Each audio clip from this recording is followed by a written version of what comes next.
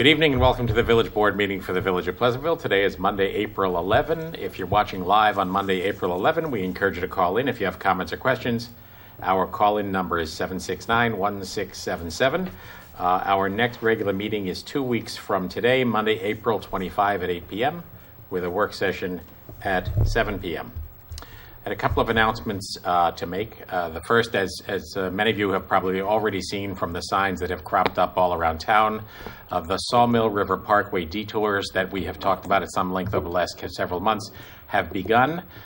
New York State Department of Transportation has a contractor who is replacing two sections of bridge that hold up the Sawmill Parkway in Pleasantville, and as a result, from Sunday night through Thursday night, in other words, all weekday nights between 9 p.m. and 6 a.m., the sawmill will be completely closed between Grant Street and Marble Avenue, and anyone headed north or south will be detoured off the sawmill down Marble Avenue to get back on either at Grant Street or Marble, depending on which way you're going. So that's going to go on every Sunday, Monday, Tuesday, Wednesday, Thursday night, 9 p.m. to 6 a.m. From now until July. And in July, there will be a 21-day period, I think. Am I right, Patty? Yes. When the sawmill will be changed to one lane in each direction. Both of those two lanes will be in the current northbound lane with a temporary barrier between, so that work can be ongoing for a 24/7 work schedule in the southbound lane. So quite a bit of work going on the sawmill, a necessary interval of darkness before light, but we appreciate everybody's patience, and if you can plan your activities around those detours, that might benefit everybody. So also wanted to report that the Community Choice Aggregation Program that we've talked about at some length, which is the group buying program run by Sustainable Westchester for your electricity bill, has been kicked off, and anyone in the Village of Pleasantville who is currently receiving their energy through the default supplier, Con Edison, received a letter in the mail and gives you the opportunity to make three possible choices. Choice one is to accept the program, in which case you have nothing to do. You'll automatically be enrolled. Choice two is to decide you don't want to be in the program, in which case you have three ways to opt out, either by returning the postpaid card that's in the envelope, by logging on to westchesterpower.org, or by calling the phone number that's included in the letter. And for those of you who may not be sure if you got the letter or who may have misplaced it, I refer you to the website that's been put up by Sustainable Westchester, which is westchesterpower.org. And that gives you both quite a bit of information about the program, an opportunity to look at the other communities that are involved, to look at the rates. And if you have questions, there are both email addresses there, info@westchesterpower.org, as well as a phone number to call Con Edison Solutions, which is the alternative energy supplier that won the contract.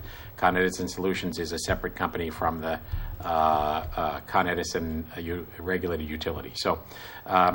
Can I just say one thing? I just want to remind it's on supply, not on distribution. I know a number of people have asked me that, or the price is for your purchase of energy, not your distribution of energy. Correct. The poles and wires piece will remain with Con Ed. You'll continue to receive charges for that.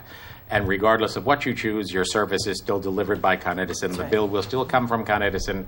And if you have a problem or a maintenance issue or a storm outage, that will always be managed by Con Edison. So, again, you have three options. The first two I already mentioned. One is to decide to accept the program, in which case you do nothing. Option two is to decide to opt out, in which case you have those three ways: postcard, website, phone number, to call to opt out. And then the last option is what they have called at Sustainable Westchester opt up, which is to choose, instead of the default supply under this program, which is a mixed energy supply from renewable as well as non-renewable sources, you have the option at your choice to choose to opt up to an all renewable source of energy. And that price for that, actually, even for the entirely renewable energy program, is still a notch less than the trailing 12-month average that was used as the benchmark. So at any rate, all kinds of information is available at westchesterpower.org. I did a brief summary of all this on PCTV, which you can catch online at pctv76.org, and pick up it as an on-demand webcast. But I refer most people to westchesterpower.org, which is not only a great source of information and background about the program, but also a gateway to opt in, opt out, opt up, or to ask further information. So there is a 20-day period after the receipt of the letter, during which time you have all these options, and as a result, I encourage everybody to take a look at it. I can report for my own household and small workplace. I am happy to be in the program and have elected to opt up to the 100% renewable source, but that is a choice for everybody to make individually, and westchesterpower.org is a good place to go. Then the last point I wanted to make is that the farm market has moved out of its winter home in the Pleasantville Middle School cafeteria and is now back outside. The full-blown program won't begin until late May, as it usually does with music and programs and all of that, but the vendors you're used to at the winter market are essentially all now outside. It's been a little cold the last couple of weekends. Hopefully it will warm up, but essentially the winter market has come outside and the summer market is soon to blossom in May. Anybody else have other announcements to make? Nope. Add anything to what I said? So the major event of tonight is a public hearing on our fiscal year 2016-2017 budget. Our budget year begins June 1 and ends May 31, so we've been in the midst for the last couple of months working with Patty Dwyer, as well as Mary Schwartz and Noreen Reagan, our finance department, working on the budget, and Patty is in a position now to introduce it. Is there a motion to open the public hearing on the fiscal year 2016-2017 tentative budget? So moved. Second. Second. All in favor? Aye. Aye. Motion approved. Letter Rip, Village Administrator Well, Patty Dwyer. Thank you, Mr. Mayor, and good evening, members of the board and members of the public that came to join us this evening to preview what we believe is going to be pretty close to resembling the operating budget for the village commencing June 1, 2016 and running through May 31st, 2017. Hit the lights. Yeah, if you don't mind, I could hit the lights. I'm going to walk you through a high-level executive summary of this budget.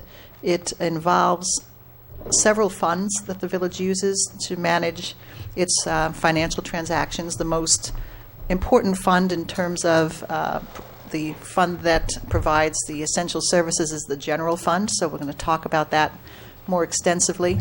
I'll also touch upon the refuse fund, which is for our sanitation services, our water fund, as well as the pool fund and debt service fund. So let me just get started here.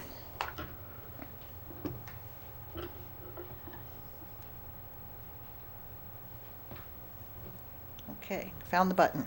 Here we go. As the mayor mentioned, we are in the middle of a fiscal cycle right now. Our fiscal cycle actually starts sometime around the first of the year when we hit what is called the taxable status date. From that point on, the assessor has to prepare an assessment roll upon which the taxes that are necessary for this budget are distributed. That tentative assessment roll is due on the 1st of February every year, and as a consequence of that roll, we present what we consider to be the tentative budget to the board by the 20th of March. All of these dates are statutory. They're not flexible at all. We have to meet these budget deadlines. The final assessment roll is filed on the 1st of April, and the basis of that roll usually results in a preliminary budget which is presented for public hearing. The village law in the state of New York requires that we hold that hearing no later than the 15th of April. That is why we're having it this evening. After tonight, the board will accept additional public comments up and through the time of adoption, which will be no later than the 1st of May. And with that adopted budget, then a warrant is issued to the village treasurer by the board to levy taxes on that budget. And taxes become levied on the 1st of June, and from that point on, the cycle just continues.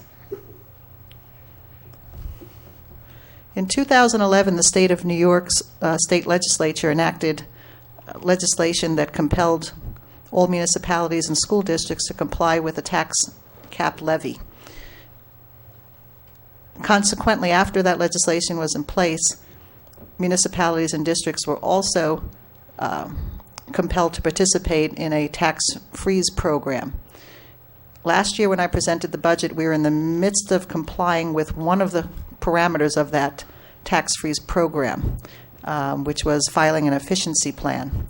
And it was very important that we met the objectives of this tax freeze program, because once met, the residents of Pleasantville would get some relief by seeing some money come back through the state through the form of a tax rebate check. And in order to meet the objectives of that program, we had to adopt a budget that was tax cap compliant, which meant it have a levy of no greater than 2% or the rate of inflation, adjusted for some other factors, and also that we had an efficiency plan that was submitted and approved to the state comptroller. I'm pleased to say that we did that. We did get that plan submitted on time in late June of 2015. The plan was accepted without any exceptions by the state comptroller. What that plan demonstrated to the state is that, based on efficiency measures the village had taken in the prior years, we were able to produce at least a 1% tax savings in the ensuing 3 fiscal years to come. So we're very proud of that, being able to put that forward.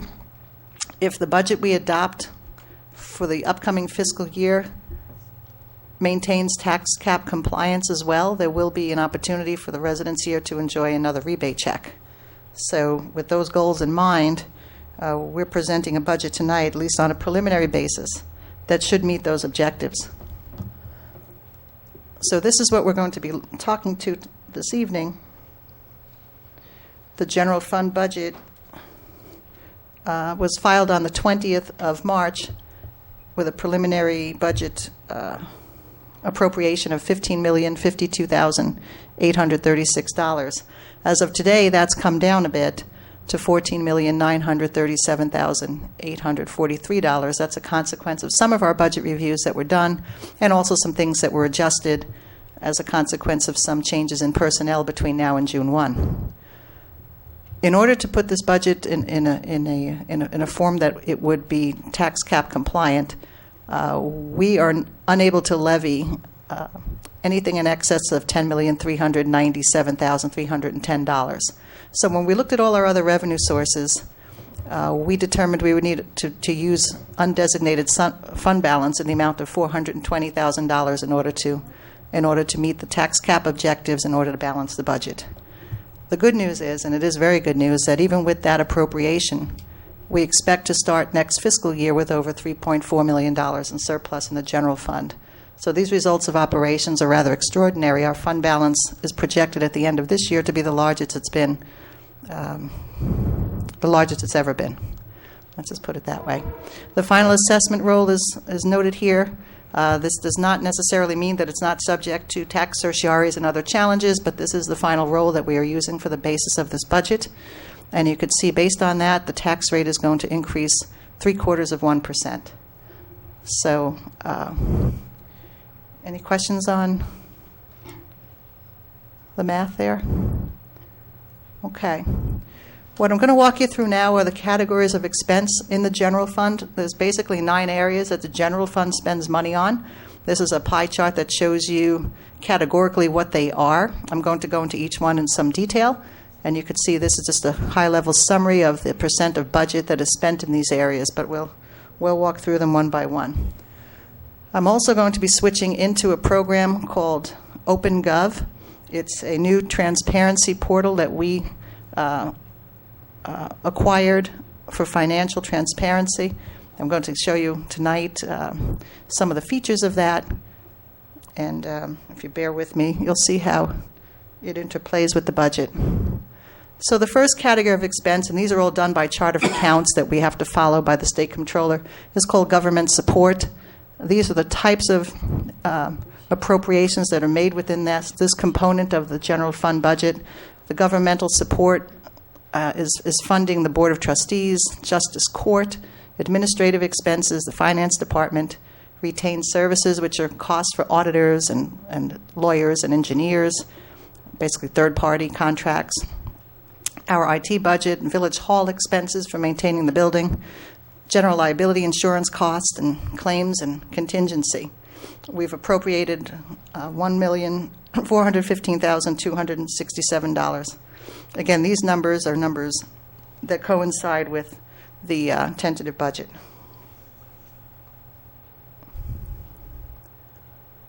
From the OpenGov portal, you can see these areas of general government support. I'm going to switch over there just to give you an idea of how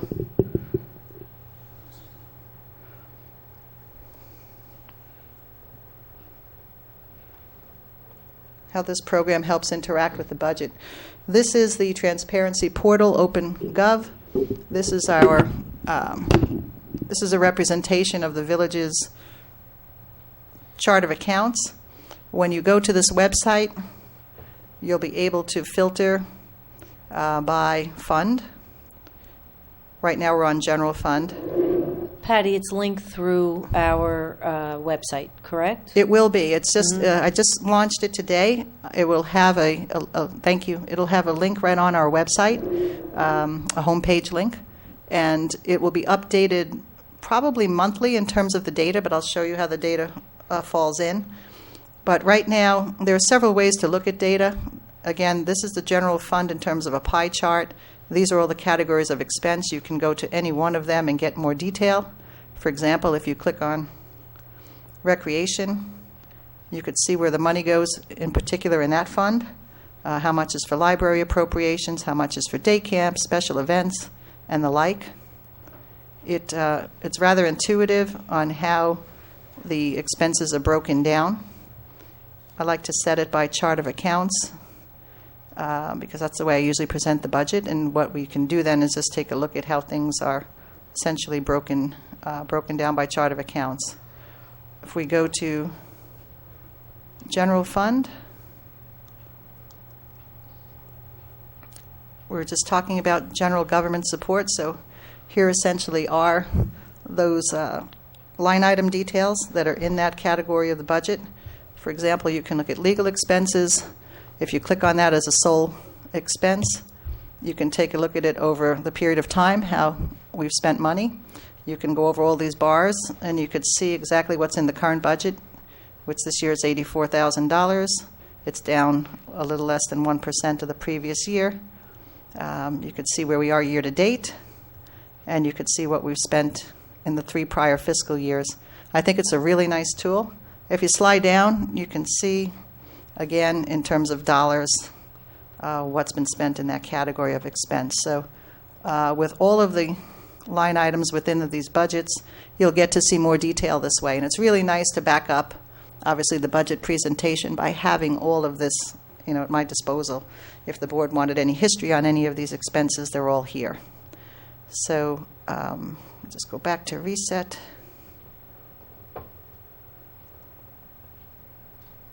And I'll reset on general. That's where we are. Okay.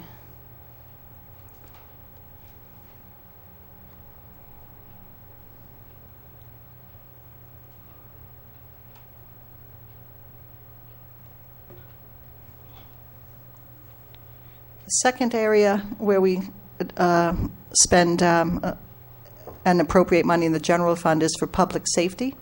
And in this particular category of expense, we not only have expenses for our police department, but also for our buildings and codes division.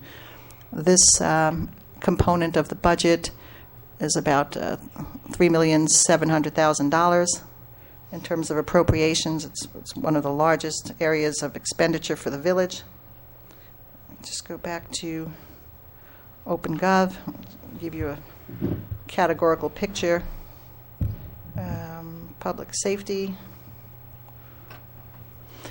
This will give you in detail what's spent on police uniform division, police administration, detectives division, school crossing guards, all of the components that are within the public safety budget that amount to the tentative budget, $3.4 million.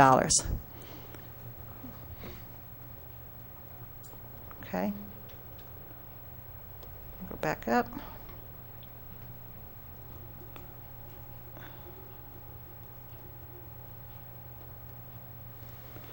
I also built into the PowerPoint these particular slides that I'm jockeying back and forth through, so you can just, in case they can't get to the website to see them, they're built into the PowerPoint. The next category of expense in general fund is Public Works, and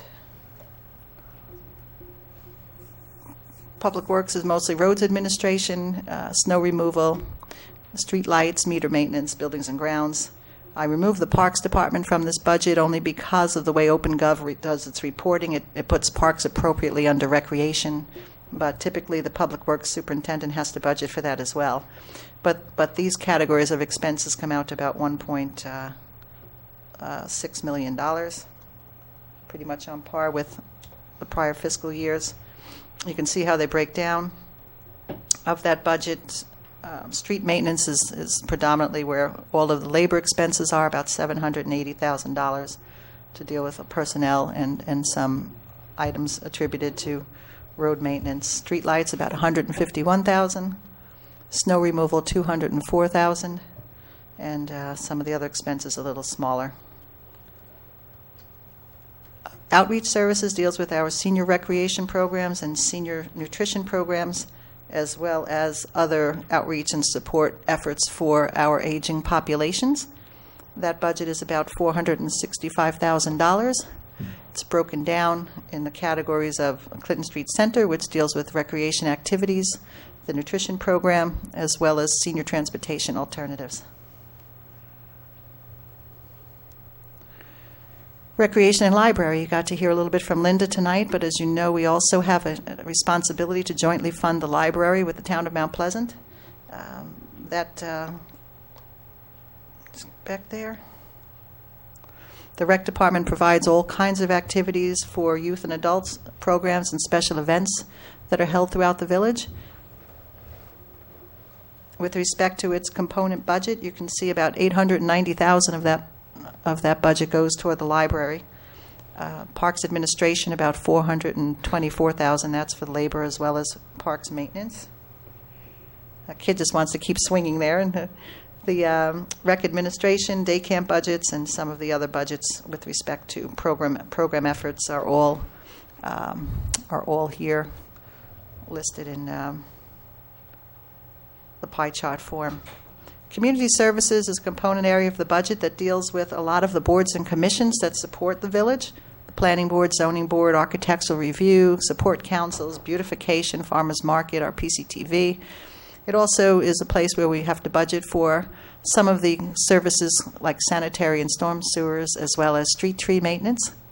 It's a small area of the budget, but a significant one. Again, about $445,000 in appropriations for Home and Community Services. We also, in this budget, budget for some central technology and improvements.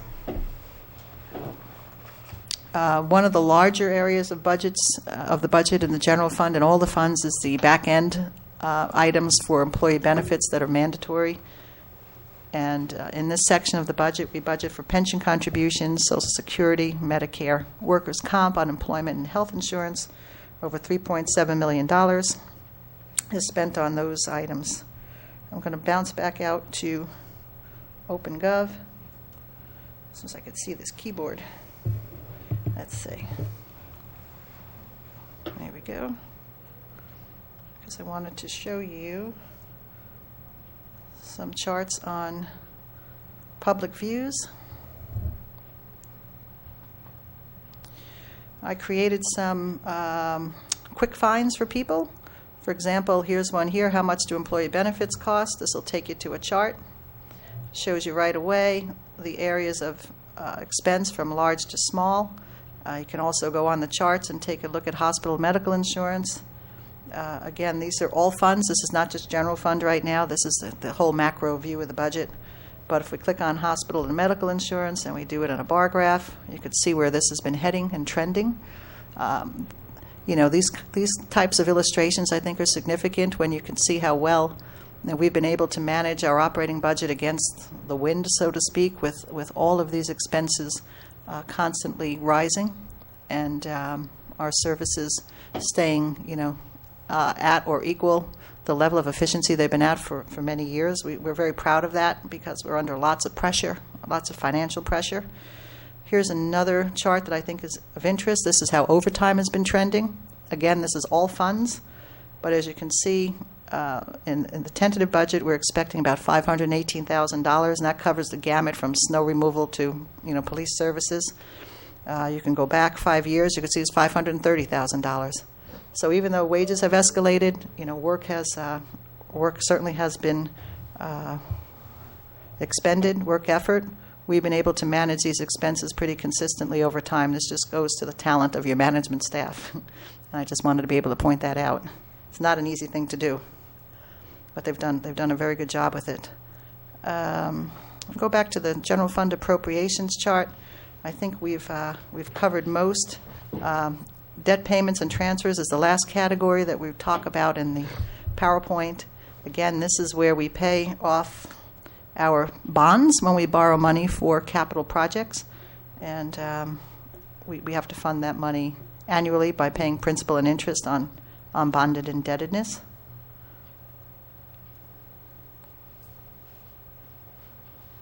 Any questions on the benefits?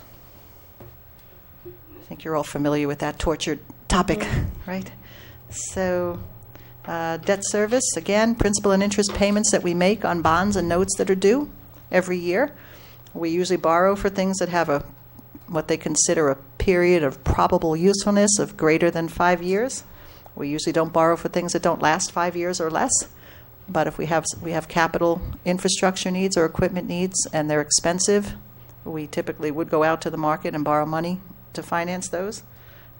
And our principal and interest payments are totaling about $1.4 million, a little less than 10% of our budget, which is a good place to be in terms of a debt structure. Going into the next fiscal year, we have some thoughts on how we would like to deal with some capital needs. We are looking again, as I said, at about a $3.4 million surplus in general fund. If that holds true, what I'm going to be asking the board to do is to take some money out of that fund balance in order to set up capital programs. We'd like to do a 3-year commitment for roads at $150,000 a year. We'd like to also do a 3-year commitment to sidewalks and civic spaces for $50,000 and $40,000 respectively. As direct expenses this year, we are going to need a police vehicle. We talked about that in work session, and I think that we've agreed to move that money from transfer to capital to acquire that car. But we also need some public works vehicles. One is a large loader that will be paid for out of the refuse fund, and then several trucks that are necessary, one for the Parks Department and one for Public Works. They're about $85,000 apiece. We also have money in the current budget for the new Muni meters to go into the lot behind we call it the Bedford Road lot, behind the cleaners and behind the bagel store. Those Muni meters in the Manville lot have been well received. They're actually doing, I think, a very good job in dealing with credit card use now and other things. They're holding up quite well. So we're looking to invest in 2 new ones for the other lot. Okay, so lots of spending, almost $15 million, and everybody wants to know where the money comes from. Well, here basically is the story about where tax dollars come into play. The general fund is heavily supported by taxes. 72% of those property taxes and about 9% other taxes, such as distributions from the county for its sales tax and things that we get from agencies like utility gross receipts tax and the like. Then we get close to $4 million in fees and charges just from normal operating throughout the year. We get very little in state and federal aid. You would not even miss what we get if we never got it. It's a small number. But we note that we do get something, and then we use fund balance. And then, again, in this particular budget, we're looking at a $420,000 appropriation to close the difference between appropriations and revenue, and also to keep us in a tax cap compliant situation. Okay, so I want to take a quick look from OpenGov.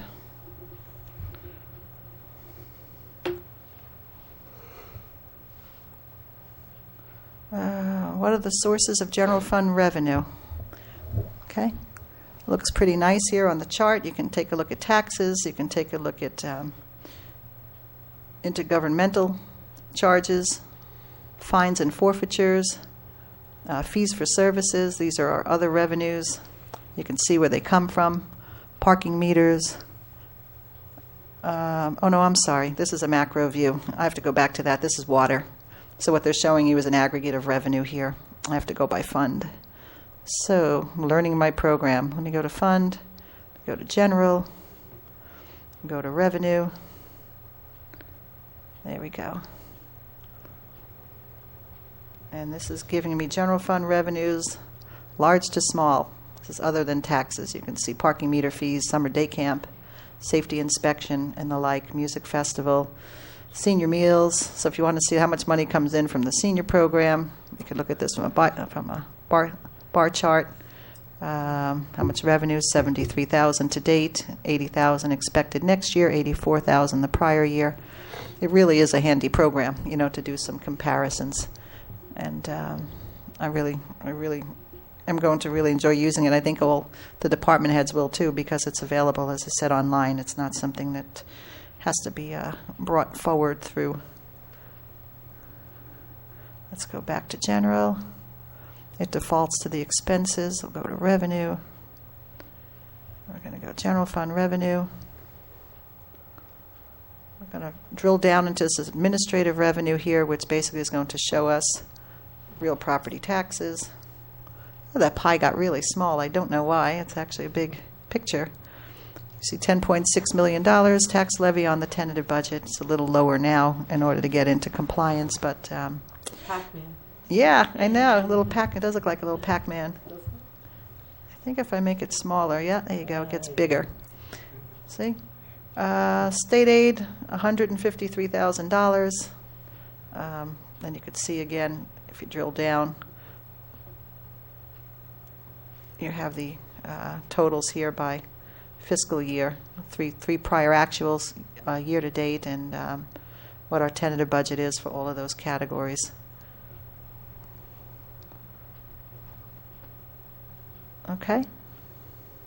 So let's go back to looking at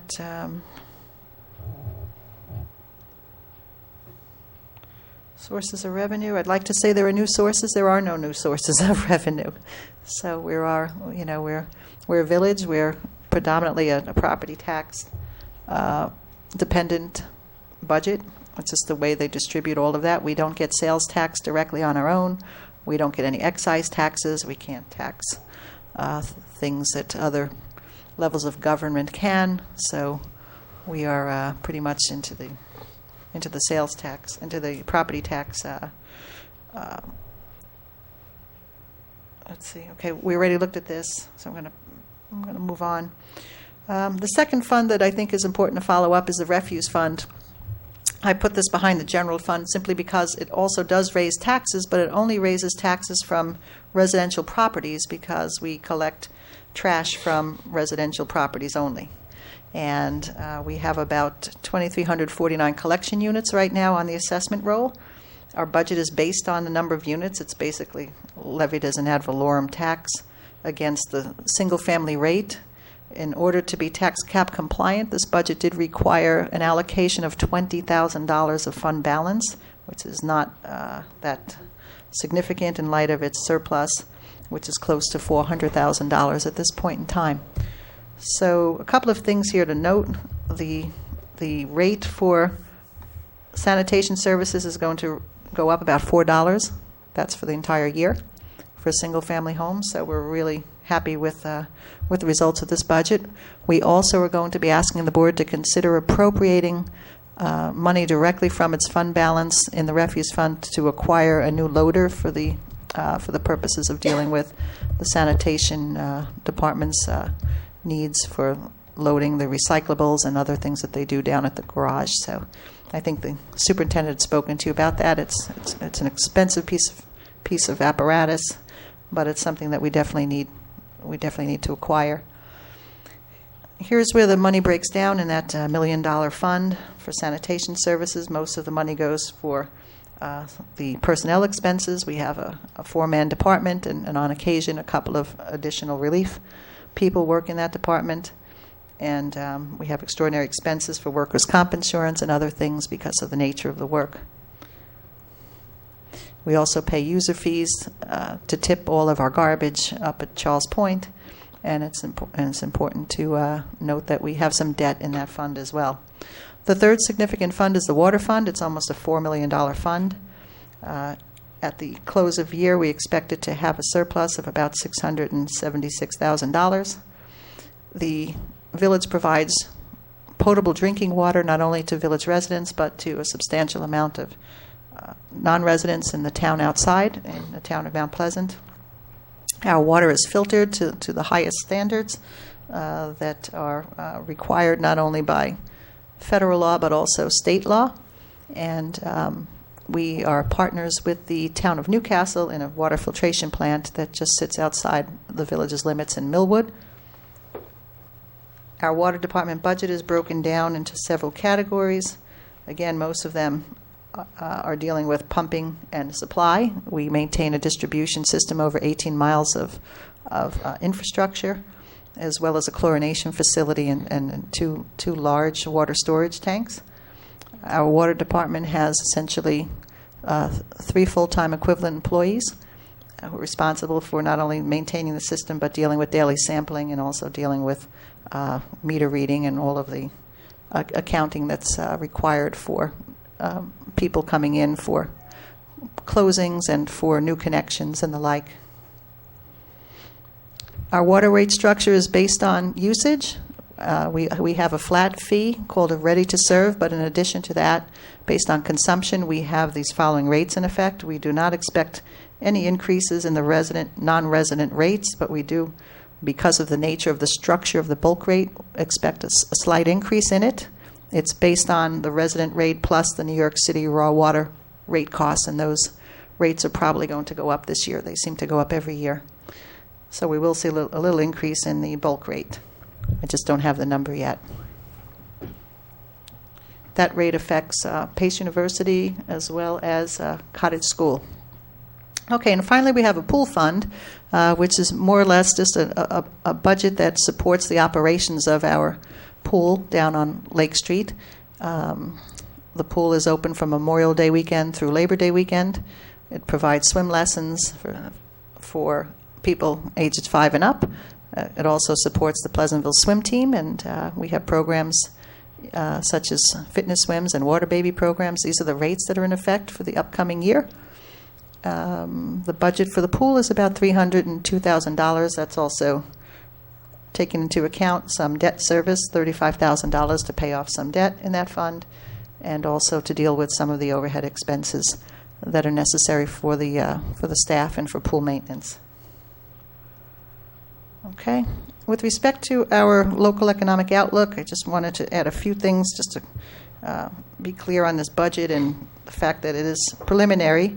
There are still a few things we're keeping an eye on, and particularly valuation and certiorieries, but as we all know, we do have the potential of seeing some of those things affect the taxable status of some of the real property in the village. There are some certiorieries that are pending. I don't think any of them will have a material impact on the budget going forward. However, we won't know until there's some discussion with our attorneys what types of certiorieries may be pending and when they may be settled. With respect to property valuation, in speaking not only to our assessor but to people in real estate, it appears that some of the things that have been gone on in the past few years with respect to the general state of real estate in the markets have not impacted Pleasantville as bad as it's impacted other areas, and we're pretty fortunate to say that we believe that we are in a position of seeing growth in this village. In the commercial areas as well as the residential areas, there's been an extraordinary number of building permits taken out, lots of new things happening and exciting things. So we think our local economic outlook from the perspective of property and real estate is very good. We think we see some stabilization now in the impacts of pension and health care obligations that we have to fund through employee benefits. We've seen some of that level off in the past 18 months. We're hoping that trend continues. We think that our fiscal policies and capital planning is under control now, even though the tax cap has been very onerous on all of us to try to comply with. I think we're in a better position, to look forward to dealing with some strategic planning. We see that our debt service is defeasing as it should. We're getting to a point where we have some breathing room. We've got our debt under 10% of our operating expenses, which is pretty good. After this fiscal year, I'll have a collective bargaining agreement to negotiate with the CSEA, but we were successful in the past year in negotiating a 4-year agreement with our PBA, and that presents a tremendous amount of stability, with respect to budgeting and planning as well. So I'm happy for that. And as you know, we've just started to embark on a Central Business District Master Plan update. There's many initiatives that'll come out of that will result in not only some economic opportunities for the village with respect to perhaps motivating people with underdeveloped and underutilized parcels to do different things with them, but also to look at ways to provide essential services on a more cost-effective and efficient basis over a bigger base. And we are continuing with whatever green initiatives and sustainability efforts we could put forth as an organization here to make sure that we're conscientious about the village's carbon footprint.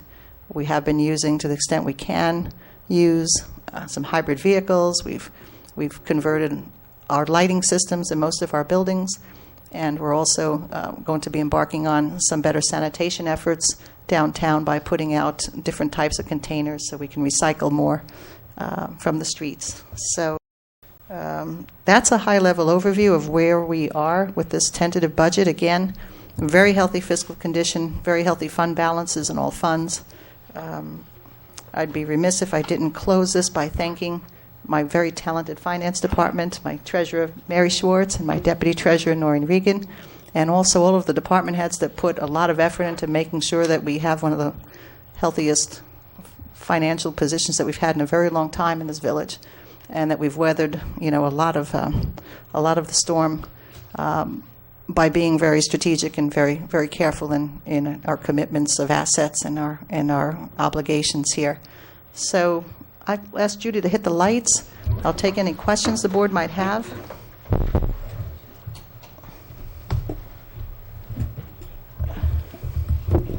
Thank you for that, Patty. I echo all of your comments. I spend a reasonable amount of time in the company of mayors from other communities and can report that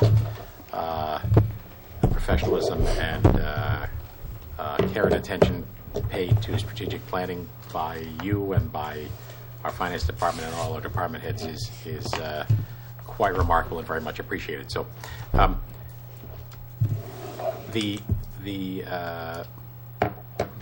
could you, for the benefit of the watching public, amplify a little bit the discussion about the notion of these capital reserve accounts and the goal to ultimately buy some things we have in the past bought through debt instead through cash? Yeah, we set a fiscal policy several years ago that we would obligate from every budget at least 1% toward long-term capital planning and 1% towards certain reserves. Well, when the tax cap legislation was enacted in 2011 and we were subject to a 2% levy, we couldn't do any of that anymore. And, it became quite revealing that, the way forward for many municipalities was then just to borrow money. And we decided early on that we weren't going to do that we were going to get ourselves in a position of funding some of our capital expenses with cash appropriations. And I think that's a very wise move to make, particularly as you get into the next few fiscal years when you see your debt service going down to maybe $1.1 million, $1 million in the general fund. You can then close, you can close in on achieving that goal by appropriating cash every year to capital instead of borrowing. Now, there's nothing wrong with borrowing long-term, particularly for capital projects that benefit the community for a long time. There's no reason why, let's say, residents in Pleasantville today should put out $1 million in sidewalk improvements. that are going to be enjoyed by residents 20 years from now. So that's why you do borrow. Everybody pays a portion of the way along the way. But some things that you need immediately and instant, are really, necessary. You want to have cash to be able to do that. So I think we've really come, to a good point in terms of understanding, those longer-term fiscal goals and deciding when it would be more appropriate to borrow, when it would be more appropriate to put cash into a capital reserve. Right now, we have two reserves. One is an equipment reserve. There's about $35,000 in there. We also have an economic development reserve. It's got about $122,000 in there. We're using a portion of that to fund the downtown master plan study, which is a very appropriate use of that, I believe, of that reserve. So it's one of the discussions that goes on with Albany thus far without any movement on their part is that the tax cap legislation does not exempt capital costs. So if we undertake a major new capital expense, it's included in our tax cap calculation. That remarkably is not the case for school districts, and it is not the case in the calculation that the state does for itself. So it's a significant incentive for communities just to kick the can down the road and not to invest in infrastructure. And I can report from my recent visit to Albany that you get the same answer from folks on the Republican and on the Democratic side, perhaps for somewhat different reasons, but essentially the same answer. Ain't addressing it, ain't going to do anything about it just at the moment. So it's a highly frustrating piece of the whole thing. We are fortunate, as you have clearly described, to be in a rather favorable position to try to address some of those long-term things. And really now, for the first time in quite a few years since we established the goal of these reserve funds, to have the opportunity to fund them. So that's all good news. The other piece of it, just to reiterate what Patty's already said, is that this great sort of data mining capability of OpenGov is going to be a resource not only for all of us inside the village government, but for any member of the public who wants to click in and dig into this stuff and not only get, I think, what will be a very good sort of summary overview for somebody that would just like to get a sense of the dynamics of the budget, but also to drill into it if you really want to get under the hood of what's driving cost in each individual area. So when do you think that we'll link that up to our website, Patty, and have it available to the Tomorrow. public? I wanted you to see it first, though. Okay. I just launched it today. All right. It's the inaugural launch. All right, so tomorrow And there'll it's be lots of fun. I mean, it's there'll just be really- tens of thousands of hits at And for Trustee pleasantville-ny.gov. Berard, I started everything with a pie chart for Trustee Yeah. Berard because those are her favorites. But as you know, I we can go into appreciate bar it. charts, Yeah. and just- these are fun too. You can just see all the different levels, and you could do line graphs. It really is. It's a fun tool. It's really fun to play with it. And Well, it's- and as is so often the case, you learn stuff that you otherwise can miss by being able to see a graphic representation of data over time. So Sure. pleasantville-ny.gov is our website, and you're going to have a dedicated button on the homepage to I am, lead and I'll also into- give the direct link to OpenGov. This is an open portal for anybody anywhere that Uh-huh. they can just find it on OpenGov's website, the Pleasantville link. So Great. I'm glad you like it. It was again, I thank my finance department for putting up with me to try to construct this and get the data in. It wasn't easy. We're still working on some of the nuances of it. We'll have some more of these quick links built. But as people put in comments as to what they would like to see, we'll be able to drive that data. But again, it's really intuitive. You can go to filters. You can pick the funds you want to look at, and revenue or expense and category. And I added 3 different documents down here. One is our audited financial report. I added the 2016 final assessment roll. And I added this budget guide so people can read the budget with some sense of understanding as to how the budgets are constructed. So all of that is good. It's all available right on OpenGov. That's a great tool, by the way, that's... The little budget guide. Yeah, the budget guide. Yeah. So I this, always this whole program is really ask you to give us that, and I appreciate it very much. So. really good. So that's it in a nutshell. We'll wait for some public comments. Sometimes we do get some that come in, by phone call or just by email. I'll let the board know as they do come in.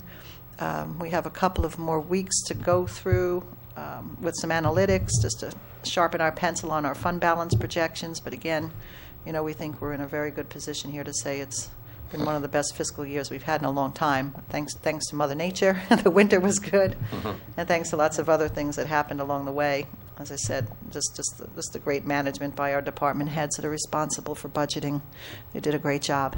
So that's it for me. All right, much appreciated. Thank you, Patty. Any other questions? I'll echo your comments that, I thank you, Noreen and Mary and Patty, and all our departments heads, a wonderful job. It really does get easier every year, and I thank you for that. All the detail sheets, the breakdowns that you give us to help us to understand really where the money is going, where it's coming from, and it just really gets easier, and that really says a lot for us. Yeah. That's the caveat. Yeah. What is our It's aged us a little bit. Yeah. I'm glad it's gotten. Thank you. what is our Trustee calculated Wagner, tax cap observation. percentage increase permitted? Sorry? What's our calculated tax cap increase, I'll tell you that. permitted increase? I can tell you in terms of dollars, our allowable levy increase is $115,634. And this tentative budget, where does that? This is at the cap. We will At not the exceed cap. the cap. Yeah. We're at the cap with a $420,000 fund balance contribution. as presented tonight? Correct. Okay? Terrific. All right, thank you. 115,000 is not a lot of wiggle room. That's for sure. I still have a And we couple of big. added a few things back tonight, so. Yeah, and I'm still waiting on numbers from workers' comp and from general liability insurance. I mean, I'll just have to deal with, fund balance appropriation and make all that work. But I think we need to stay tax cap compliant for all the right reasons, because we can, and we have money that we can return back to people. The fund balance looks good. Good. So. Terrific. Okay? Thank you, Patty. Much appreciated. You're welcome. As Patty mentioned, comments are welcome. We have another couple of weeks before the budget will be adopted in its final form. There'll be some tinkering on all sides between now and then as further data comes in. And if anyone, any member of the public has any comment, they're welcome to send them along. The emails are on the website or to call Village Hall. So And we'll adopt it at what meeting? May. If we are in No, April shape to do it, it'll be the 23rd. 25th, right. Right, last meeting of the month. right, okay. All right. Is Okay. there a motion to close the public hearing on the I'm budget? sorry? The but our 25th. meeting's the 23rd. Well, we have to adopt by The the 25th. meeting is the 25th. No, meeting's the 25th. Oh, is that right? The meeting is Monday, April 25. Oh, I'm in May, that's Right. why. So- Okay, that was, All right. Motion to close the public hearing on the budget? So moved. Second? second? All in favor? Aye. Motion approved. Now we'll jump to spending the money. Resolution number 65, Mindy. Resolved that the pre-check register dated April 11th, 2016, covering check numbers 82426 through 82512 has been reviewed, and they are hereby approved as listed below. The general fund, $204,258.69. The water fund, $115,300. Capital fund, $50,393. The refuge fund, $13,631.96. Pool fund, $502.63. Trust and agency fund, $360, for a total of $384,446.28. Is there a second? Second. Comments or questions on the check register? It's worth noting for anyone of you, who, if anyone out there actually goes through it, we have some expenses associated with the Pleasantville Strong initiative. The village is the fiscal agent for that. That was my and question. Thank That you. is funded through an annual federal grant that has been committed for a period of 5 years, so that the revenue and expenses, the expenses are offset by that revenue. So that's what I want, was my question, thank you, is that how, where do we see the reimbursement? It comes It right just- into general fund. We set up a line item expenditure as well as a revenue account. Okay, So- and it's reimbursed evenly, like there's no time, yeah, okay. I think it's been pretty Immediately, good. okay. And Noreen's doing most of the administration for us, and we haven't had Great. any hiccups Thank you. with it. I was just trying to figure out how the, the timing of the expense versus We revenue. have it, as soon as this is done, it's in the bank within a day or two after. Okay, great. And if I could just add, and I hate to go back to the budget because now my mind is just like, I'm like exhausted from it. But we do have a new category of expense in the budget. It's under health. We never had that category, but because of the way the federal grant runs for Pleasantville Strong, it's considered, a program Health and under wellness, health. yeah. So our budget is up $125,000 over last year in appropriations, but it's also up in revenue $125,000 because we recognize this grant. So when you see our number that's almost 15 million, just remember 125,000 I of was a that little spending. shell-shocked by that until I realized that Yeah, that's I mean, where- there's some new yeah. programmatic things in there that bumped up the number, but the biggest being Pleasantville Strong. We take that money in our budget Right. now. So the other question I had too was, when an applicant is having to issue a public notice for zoning board or whatever, we publish those, Yes. Judy? Is that reimbursed from their account, the publishing? I believe it Yes. comes from the rest. Okay. Right. That's when there's a I public just- a yeah. notification in the newspaper. Right. Certified mail fees and the like are paid by the applicant, Yeah, and we don't- they fulfill Well- that themselves. There is like a little bit of a move going to having the applicant do that directly and not involving the They do it directly. municipality. Yes, we don't do the certified Yeah. mailings. No, all the legal notices that are put in the newspaper, you put them in the. The building department has been doing the legal notices for the zoning and the plan. All right, any other comments or questions on the check register? All in favor? Aye. Motion approved. Joe, 66. Resolved that the Board of Trustees hereby accepts a donation in the amount of $250 towards the Clinton Street senior programs. Is there a second? Second. Another in a continuing stream of generous gifts to us. All in favor? Aye. Aye. Thank you. Motion approved. Colleen, 67. Whereas NAMI, the National Alliance on Mental Illness, is the nation's largest grassroots mental health organization dedicated to building better lives for the millions of Americans affected by mental illness through increased awareness. And whereas NAMI of Westchester runs a ribbon campaign every year throughout Westchester County to help promote awareness about mental illness and to encourage people to get the assistance they may need. Now therefore be it resolved, the Board of Trustees hereby approves the request from NAMI of Westchester to place ribbons on trees in the business district in conjunction with their ribbon campaign. Is there a second? Second. NAMI has done this last couple of years in the village of Pleasantville and wishes to do it again. Comments or questions? That's great. All in favor? Aye. Motion approved. 68. Mindy. Resolved that the Board of Trustees hereby approves the following budget amendments for $85 from We're on a different administrative. one, I think. Yeah, there's Excuse one me? before it's 68. Notice of It's the public notice hearing of public amending hearing. vehicle and traffic. Pardon me. Good. I'm glad I don't have to read that. Yes, you're right. Resolved that the Board of Trustees hereby authorizes the village clerk to notice a public hearing for Monday, April 25th, 2016 at 8 p.m. prevailing time, 80 Wheeler Avenue, Pleasantville, New York, to hear comments as it pertains to amending Chapter 173 Vehicle and Traffic, Section 173-36, entitled Manner of Parking as follows. Section 173-36, Manner of Parking, to delete the following. Provided, however, that in a municipal off-street parking lots, sign shall be erected indicating that head-on parking only is permitted. Is there a second? Second. So this arises from comments from a couple of members of the public who received tickets for parking in a public lot and having backed in as opposed to driving in head first. Turns out that we actually have some piece of the code here which is proposed to be deleted that requires that you do that. In quite a number of circumstances, it's actually, I think, a safety benefit in parking lots if people arrive at a quiet time and can back in and then are pulling out head first.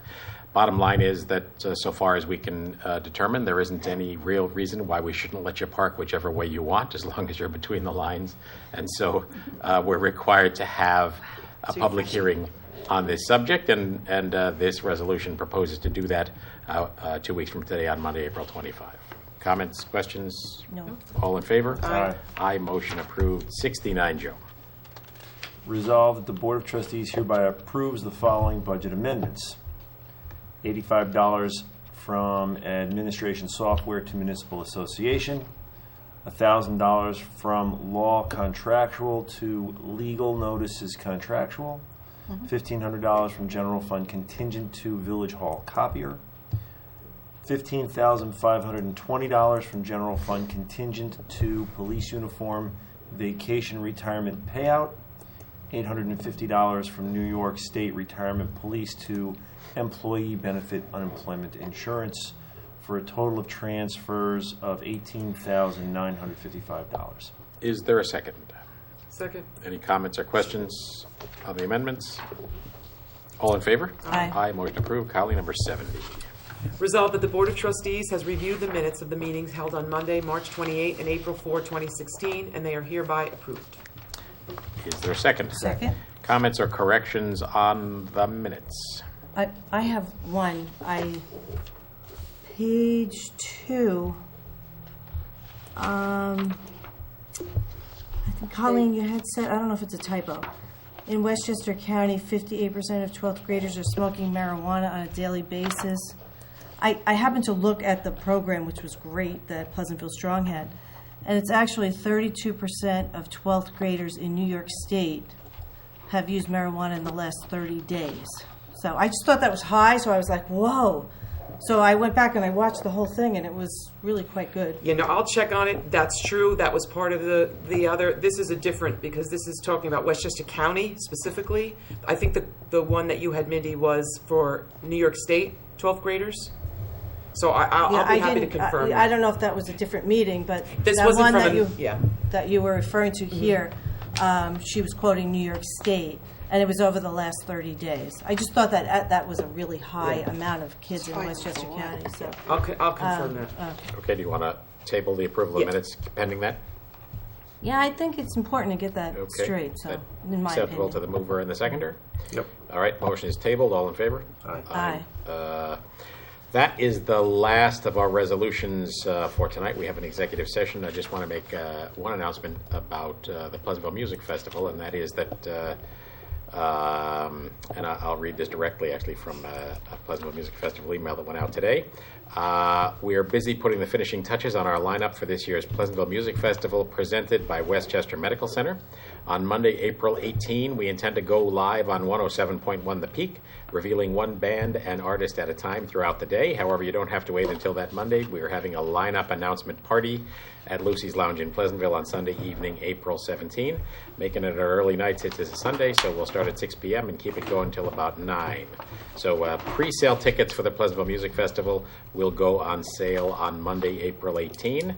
You can go to the Pleasantville Music Festival website, pleasantvillemusicfestival.com, and take a look at as this good news starts to spin its way out. And also go to that site, pleasantvillemusicfestival.com, to visit the volunteers page for more information and to sign up if you're interested in being a volunteer. So good news on that front. Is there a motion to enter executive session to discuss matters of real estate and advice of counsel? So moved. Second. Second. All in favor? Aye. Motion approved. Off to executive session we go. Thank you for your attention. Thank you again, Patty, Noreen, Mary, for the good work on the budget and the good budget presentation. Thank you all at home, and good night. Good night.